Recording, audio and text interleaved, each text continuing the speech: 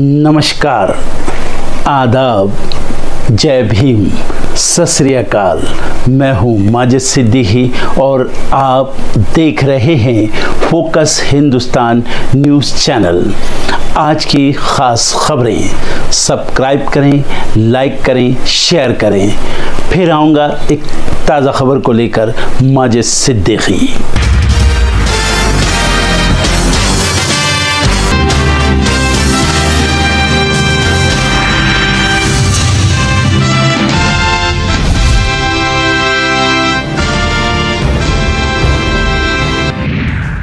राज्यसभा को मिले 3 नए सांसद। राष्ट्रपति ने हर्षवर्धन श्रृंगला, सदानंदन मास्टर और उज्जवल निकम को मनोनीत किया राज्यसभा का सदस्य। प्रधानमंत्री मोदी का 51वां काशी दौरा, 52 प्रोजेक्ट करेंगे लॉन्च, किसानों को देंगे 20,500 करोड़ की सौगात। पीएम किसान उत्सव दिवस आज, 74 लाख किसानों के खाते में पहुंचेगी सम्मान निधि। अजमेर में दरगाह के पास 268 से ज्यादा अवैध निर्माणों पर बुलडोजर एक्शन, इलाके में तनाव, 500 से ज्यादा पुलिसकर्मी तैनात। झारखंड सरकार में मंत्री रामदास सोरेन को फिसलने से आई गंभीर चोटें, दिल्ली लाकर इलाज की तैयारी। कुलगाम में सुरक्षा बलों का बड़ा सर्च ऑपरेशन, एनकाउंटर में एक आतंकी ढेर। मुंबई के मलाड में food and drug administration FDA का बड़ा एक्शन, करोड़ों की दवाइयां जब्त। झुग्गी को लेकर बीजेपी और आप में टकराव, वीरेंद्र सचदेवा के दावे पर सौरभ भारद्वाज का पलटवार, केंद्र सरकार से मुकदमे वापस लेने की मांग। अनिल अंबानी की बड़ी मुश्किलें, 3000 करोड़ के लोन फ्रॉड मामले में ईडी ने जारी किया लुकआउट नोटिस। इंडिगो की फ्लाइट में यात्री को थप्पड़ मारने वाला आरोपी गिरफ्तार, हाफिजुल रहमान के रूप में हुई पहचान।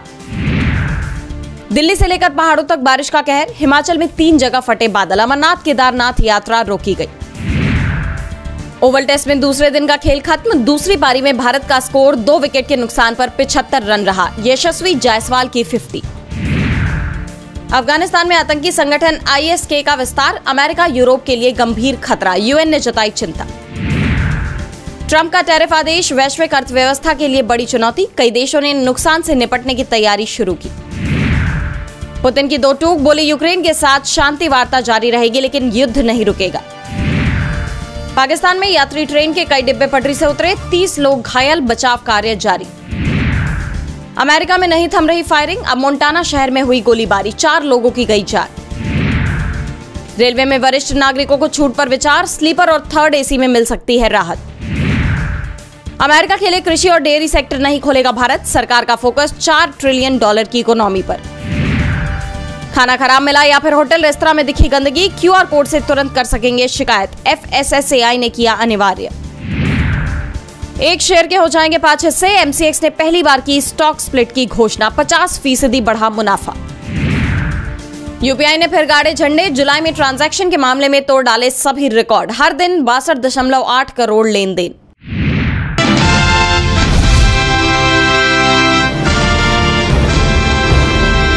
महाराष्ट्र की सियासत में लगातार महायुति सरकार में खटपट की खबरें सामने आती रही हैं और अब ये बात सच साबित होती दिखाई दे रही है।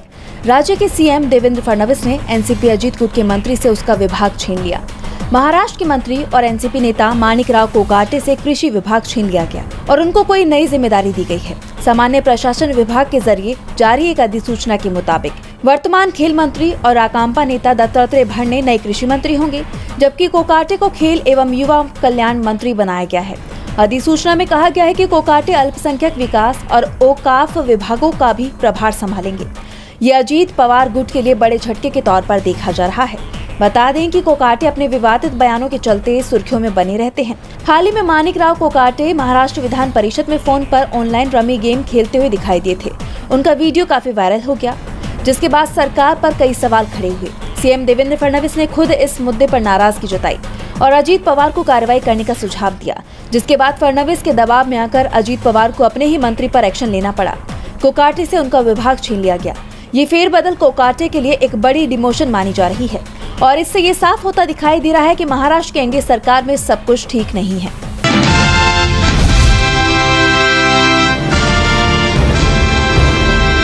केंद्रीय मंत्री नितिन गडकरी अक्सर ही अपनी बेबाकी को लेकर चर्चा में बने रहते हैं और अब उनके एक और बयान की वजह से वो एक बार फिर चर्चा में हैं। और उनके इस बयान को मोदी सरकार से जोड़कर देखा जा रहा है। दरअसल एक पुरस्कार समारोह में शामिल होने पहुंचे नितिन गडकरी ने कहा कि राजनीति में झूठ बोलना या चापलूसी करना जरूरी नहीं है। गडकरी ने साफ किया कि नेताओं को आत्मविश्वास के साथ सच बोलना चाहिए।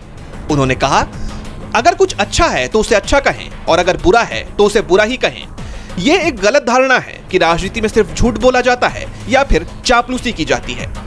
गडकरी ने आगे कहा कि लोकसभा चुनाव प्रचार में मैंने वोटरों से साफ कहा कि मैं मुफ्त की चीजें नहीं दूंगा, ना ही जाति समुदाय की आड़ में वोट मांगूंगा। मैं सभी के लिए काम करूंगा, फिर चाहे वोट मिले या ना मिले। गडकरी की ये टिप्पणी विपक्ष के उस दावे को और पुख्ता करती है जिसमें वह मोदी सरकार पर जनता से किए वादों को पूरा न करने और झूठी बयानबाजी का आरोप लगाता है। बता दें कि यह पहली बार नहीं है जब गडकरी ने ऐसा बयान दिया हो जिसे मोदी सरकार से जोड़कर देखा जा रहा है। हाल ही में गडकरी ने कहा था कि जो नेता सिर्फ वादे करते हैं और काम नहीं, उन्हें जनता सबक सिखाती है। इस बयान को भी मोदी सरकार की नीतियों पर अप्रत्यक्ष टिप्पणी माना गया और अब एक बार फिर गडकरी की इस हालिया टिप्पणी ने बीजेपी के अंदर हलचल पैदा कर दी है। सवाल उठता है कि गडकरी आखिर ऐसे बयान क्यों देते हैं? क्या उनके और सरकार के बीच सब कुछ ठीक नहीं चल रहा है, या वो वाकई परोक्ष यानी इनडायरेक्ट तरीके से इशारों में मोदी सरकार को समय समय पर आईना दिखाने का काम करते हैं? खैर, वजह जो भी हो, लेकिन इस वक्त गडकरी की ये टिप्पणी काफी सुर्खियां बटोर रही है।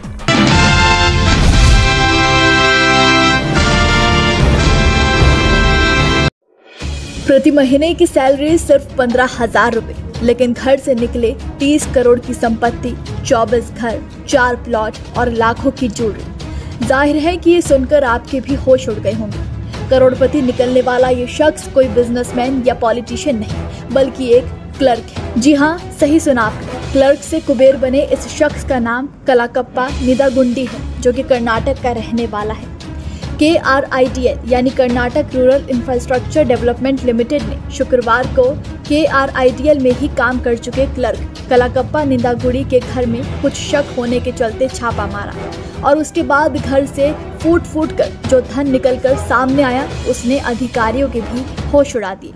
लोकायुक्त अधिकारियों ने बताया कि एक क्लर्क कोप्पल जिले में काम करता था। वो पहले दिहाड़ी पर काम करता था। उसे हर महीने 15,000 रुपए की सैलरी मिलती थी।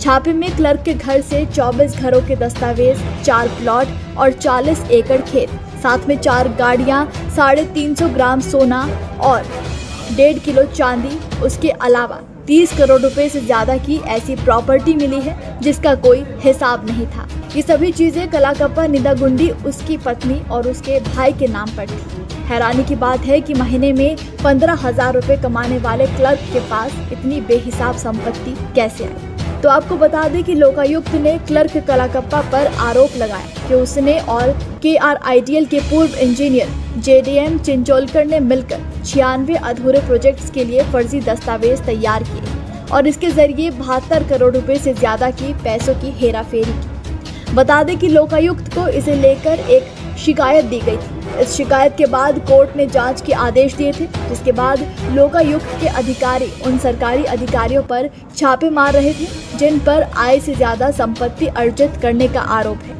23 जुलाई को अधिकारियों ने इस मामले में एक IAS समेत 8 अधिकारियों से जुड़े परिसरों की तलाशी ली और 37.42 करोड़ रुपए की संपत्ति बरामद की। ये छापे बेंगलुरु शहरी, मैसूर, तुमकुरू, कलबुर्गी, कोप्पल और कोडागू जिलों में तैनात अधिकारियों से जुड़े 41 जगहों पर मारे गए। जिन लोगों के ठिकानों पर छापेमारी की गई, उनमें IAS अधिकारी वसंती अमर बीवी भी शामिल थी, जो railway infrastructure development company Karnataka के राइड में विशेष उपायुक्त के पद पर कार्यरत थे। वो बेंगलुरु उपनगरीय रेलवे परियोजना के लिए भूमि अधिग्रहण के लिए भी जिम्मेदार थे। वसंती से जुड़े 5 स्थानों पर तलाशी के दौरान अधिकारियों ने 9.03 करोड़ रुपए की संपत्ति बरामद की, जिसमें 3 स्थल, 4 मकान, 7.4 करोड़ रुपए मूल्य की 3 एकड़ कृषि भूमि, 12 लाख रुपए मूल्य के आभूषण और 90 लाख रुपए मूल्य के वाहन शामिल हैं। इस मामले पर कोप्पल के विधायक के राघवेंद्र हितनाल ने कहा कि सरकार इस मुद्दे को गंभीरता से ले रही है। उन्होंने कहा कि सरकार ये सुनिश्चित करेगी कि डिटेल जांच की जाए ताकि उचित कार्रवाई की जा सके। आप इस खबर पर क्या कहेंगे, हमें कमेंट में जरूर बताइएगा।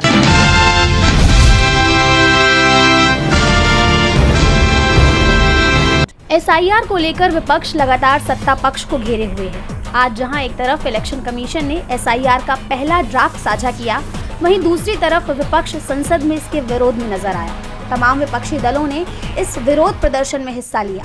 विपक्षी नेता और सांसद प्रियंका गांधी वाड्रा भी विरोध करती हुई नजर आईं। विपक्षी दलों के सांसदों ने प्ले कार्ड और पोस्टर बैनर लेकर SIR के खिलाफ विरोध प्रदर्शन जारी रखा, जिस पर लिखा था SIR लोकतंत्र पर वार।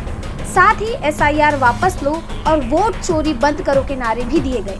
विपक्ष के विरोध के बीच संसद 4 अगस्त तक के लिए स्थगित कर दी गई है, लेकिन विपक्ष का ये विरोध यही नहीं रुकने वाला।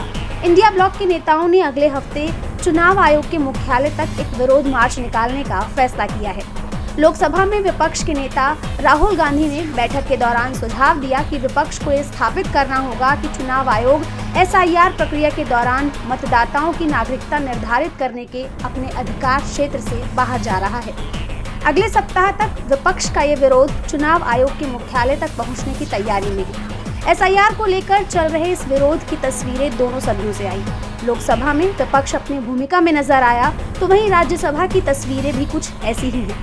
कांग्रेस नेता ने आरोप लगाया कि राज्यसभा में सदस्यों को रोकने के लिए कमांडो बुलाए गए। राज्यसभा सांसद प्रमोद तिवारी ने कहा, आज कमांडो तैनात किए गए। कोई कह रहा है CISF है, कोई कुछ और कह रहा है। वहीं इस मामले को लेकर कांग्रेस अध्यक्ष राज्यसभा में विपक्ष के नेता मल्लिकार्जुन खड़गे ने राज्यसभा के उपसभापति हरिवंश को लेटर लिखा। उन्होंने लिखा, हम इस बात से हैरान हैं कि जिस तरह से CISF कर्मियों को सदन के वेल में लाया गया, हम इसकी कड़ी निंदा करते हैं। इसके अलावा विपक्ष ने ऐलान किया कि अगले सप्ताह वो चुनाव आयोग को घेर सकता है।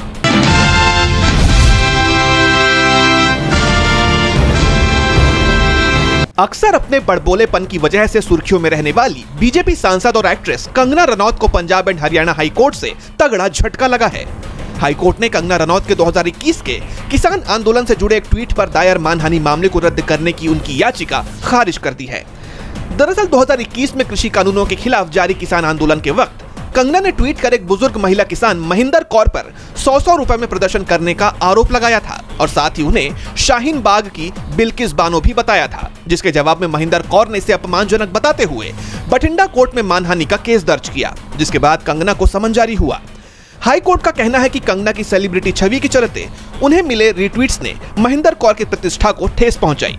उधर कोर्ट में कंगना के वकीलों ने दलील दी कि कंगना के ट्वीट में कोई दुर्भावना नहीं थी और ट्विटर से रिपोर्ट न मिलने के कारण समन गलत है, लेकिन कोर्ट ने वकीलों की इन दलीलों को खारिज कर दिया। जस्टिस त्रिभुवन दहिया ने कहा कि मजिस्ट्रेट ने सबूतों के आधार पर उचित फैसला लिया। कोर्ट के इस फैसले ने अब सियासी हलकों में हलचल मचा दी है। अब बठिंडा कोर्ट में इस मामले का ट्रायल शुरू होगा, जिससे कंगना रनौत की मुश्किलें बढ़ सकती हैं। बता दें कि कंगना रनौत पहले भी ऐसे बयान दे चुकी हैं, जिससे उनकी और उनकी पार्टी की मुश्किलें बढ़ चुकी हैं। हाल ही में कंगना ने कहा था कि लोग राजनीति में सिर्फ पैसे कमाने के लिए आते हैं। अब इस मामले में आगे क्या होता है ये देखना होगा, लेकिन एक बात तो साफ है कि इतना बवाल होने के बावजूद कंगना रनौत अपनी बयानबाजियों से बाज नहीं आई हैं।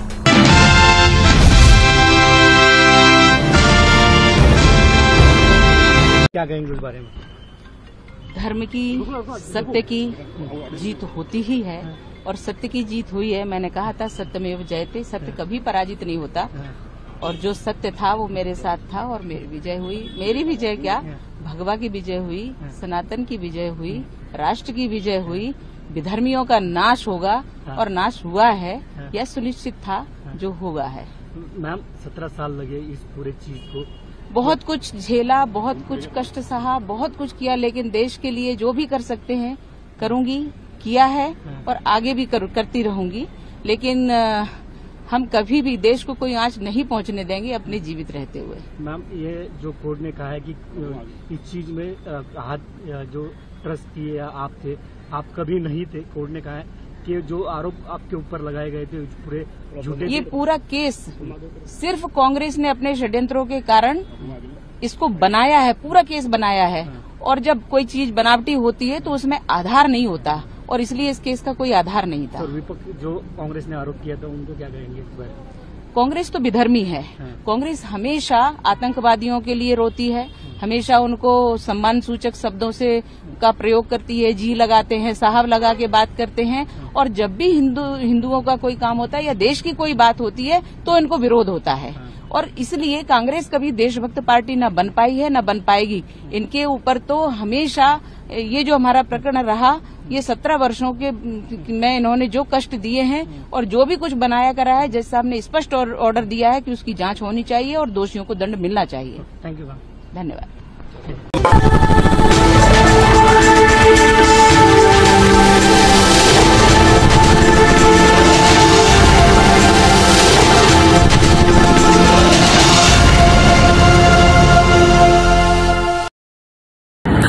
दोस्तों आज मैं आपको बताने वाला हूं कि अगर आपकी बॉडी में मैग्नीशियम की डेफिशिएंसी हो जाए तो आपको क्या क्या प्रॉब्लम हो सकती है। सबसे पहले इंसोमेनिया, नींद ना आना, स्लीपिंग डिसऑर्डर, इंसान सारी रात करवटें बदलता है, नींद नहीं आती, स्ट्रेस लेवल, एंजाइटी बढ़ जाती है इससे, क्योंकि कोर्टिसोल हार्मोन को रोकने में मदद करता है। और अगर आपकी बॉडी में मैग्नीशियम नहीं है तो कोर्टिसोल बढ़ जाता है, जिसकी वजह से स्ट्रेस और एंजाइटी हो जाती है।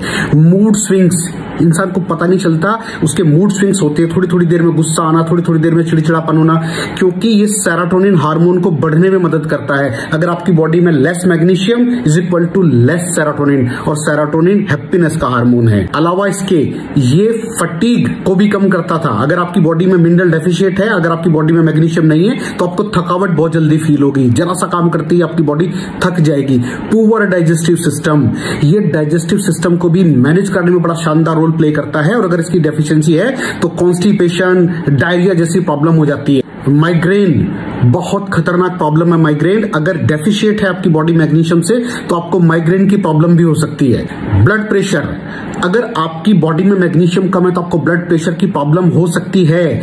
इरेगुलर हार्टबीट, ये हार्टबीट का बढ़ जाना, कम हो जाना, बढ़ जाना, कम हो जाना, मैग्नीशियम डेफिशिएट होने की निशानी है।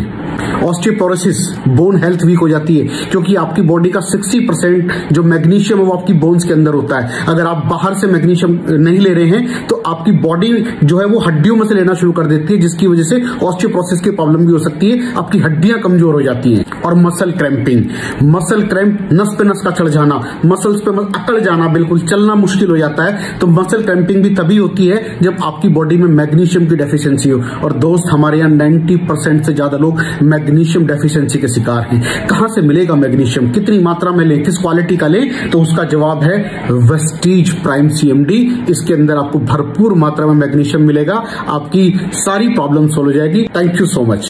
दर्शकों, देख लिया आपने हमारे वीडियो को।